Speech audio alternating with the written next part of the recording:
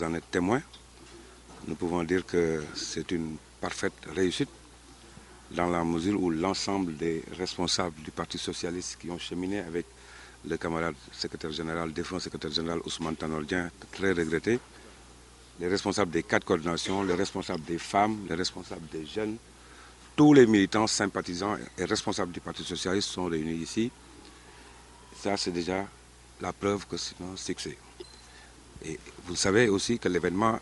est placé sous le haut patronage de l'imam Ratib de Saint-Louis,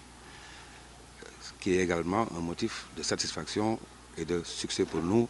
en présence également des grandes familles religieuses qui ont eu à diriger cette grande mosquée peut-être avant lui. Je pense que ça aussi, nous pouvons le noter comme un élément de satisfaction. Cette prière ne pouvait pas ne pas avoir lieu. Nous devions nous retrouver dans le recueillement et les prières pour avoir une pensée pieuse à l'endroit de notre regretté secrétaire général Ousmane Tanor Dieng. Chacun sait ici les liens particuliers qu'il avait avec les relations familles religieuses du Sénégal, en particulier celles de Saint-Louis, y compris l'imam Ratib. Ça, je pense que tous les Sénégalais le savent. Il était important que nous nous retrouvions aujourd'hui ici pour adresser des prières en direction de sa mémoire. Je pense qu'il n'y a pas lieu de s'appesantir sur le reste. Il n'y a pas de folklore, il n'y a pas de fête. C'est juste un recueillement et une prière, des prières que nous avons dirigées encore une fois à l'endroit du secrétaire général pour son repos et au paradis. Et je ne sais pas ce qu'on pourrait ajouter à cela. Pour moi, c'est une mission accomplie et c'est une réussite parfaite. En dehors de ces prières, le travail continue au sein du Parti socialiste dans l'unité. L'unité, c'est ce que nous souhaitons tout le temps. Vous savez que la politique, c'est un terrain glissant par moment, mais la présence de tous les responsables politiques ici, qu'ils soient du département ou de la commune, des 4 coordinations qui composent Saint-Louis, est un signe. Personne, peut-être qu'on aurait, si nous étions divisés, chacun aurait pu organiser une manifestation de son côté, mais le fait que nous nous soyons retrouvés tous ici, est je crois le signe le plus éclatant que nous travaillons en tout cas dans la bonne volonté en direction de cette unité. Maintenant, il peut toujours y avoir des difficultés, ça c'est dans toutes les organisations politiques, mais lorsque les moments importants comme celui-là, le moment de recueillement et de prière arrive, lorsque nous nous retrouvons tous en transcendant nos différences et nos différentes positions, c'est, je pense, que le signe qu'il y a quelque chose de plus important que ce qui nous divise et qui nous réunit. C'est pour cette raison que nous nous sommes retrouvés ce matin ici. Aujourd'hui, depuis quelque temps, on note des souhaits, des demandes à l'endroit du chef de l'État pour que le poste de Ousmane Tanor Dieng reste au Parti socialiste. Est-ce que vous réitérez cela? Oui, nous, plus globalement, nous revendiquons que tout ce qui appartient au Parti socialiste lui revienne, y compris ce poste. Maintenant, la question est beaucoup plus compliquée. Vous savez que les Sénégalais ont confié au président de la République la prérogative constitutionnelle de nommer qui il veut au poste qu'il veut. Donc, nous ne présenterons pas ça comme une revendication, mais nous pensons qu'il serait légitime que ce poste revienne au Parti socialiste, évidemment. Et le Parti socialiste compte dans ses rangs d'éminentes personnalités qui ne sont peut-être pas à la hauteur de notre regretté secrétaire général, mais qui pourraient parfaitement remplir les tâches qui pourraient leur être confiées. Ñu jàpp ni liñ ci doon wut peut-être am nañ ko ci ndax ñëpp ñu nga xam ne ñoo ŋànk parti bi fii ci Parti socialiste ñoo ŋànk Parti socialiste fii ci Ndar maanaam ñeenti coordination yi nga xam ñoo ko ŋànk Alaaji Oumar Diop le docteur Diaby taxaw sama wet ak Latir Fall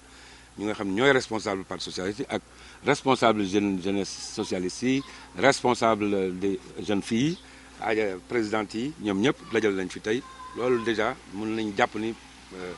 firnde la que manifestation tey succès la rawati nag que manifestation bi du day nag imam ratib grande mosquée de Saint-Louis moom ñëw jiite ko kooku tamit jekkaar naa doy na ci firnde ni manifestation bi tey succès la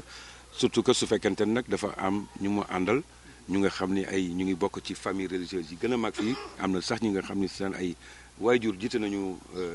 grande mosquée bi donc mu gën a nekk succès bu éclatant bi nga xam ni ñun ñëpp mën nañ jàpp ni tey liñ fi yoon ñu ñaanal suñu secrétaire général bi nga xam ni dinañu manqué loolu objectif bi ñu ci doon wut am nañ ko. mais ñu gis ni tamit dafa mel ne que lii day wane ni mbooloo mooy doole te yéen waa parti socialiste war ngeen mën a ànd nag nekk gën a nekk benn. waaw xam nga am na lu ci imam ratib junj léegi bi muy teel a tëj waxtaan bi ci affaire àndandoo ba mu neexee ak àndandoo aussi ba mu naqaree xam ngeen ni parti socialiste jamono yi nekk nii bon dëgg la ñu ngi ànd ak nguur gi waaye gënoon na fi neex waaw gënoon na fi neex am na ñu fi nekkoon mais tey ñi fi nekk ñëpp ak lu mu métti métti ñu ngi jéem a ak lu ñu mënti dox suñu diggante parce que politique moo tëddee noonu léeg-léeg mu am ay xëccoo léeg-léeg mu am xiiroog ñaayu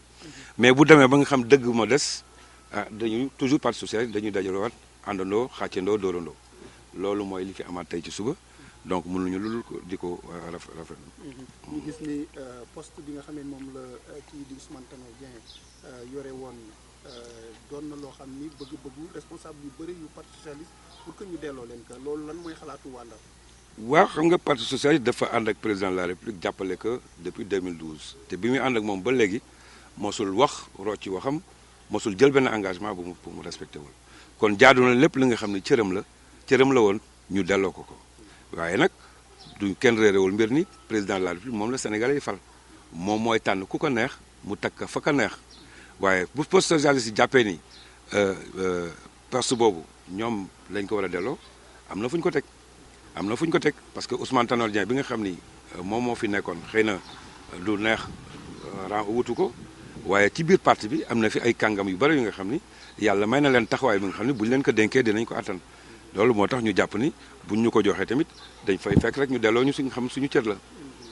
kon daal poste bi daal jàpp ngeen ni daal dafa war a dellu si waat. poste bi ak yeneen jàpp nañu parti socialiste dafa war a ànd ak APR ci ànd bu rafet ñu jox ko ay responsabilité mu jàpp pàcc bi APR jàpp pàcc bi yeneen alliés yi jàpp ci yeneen pàcc yi bii nga xam ni parti socialiste moo ko yoroon bu ñu ko delloo kenn du ni jaaduwul.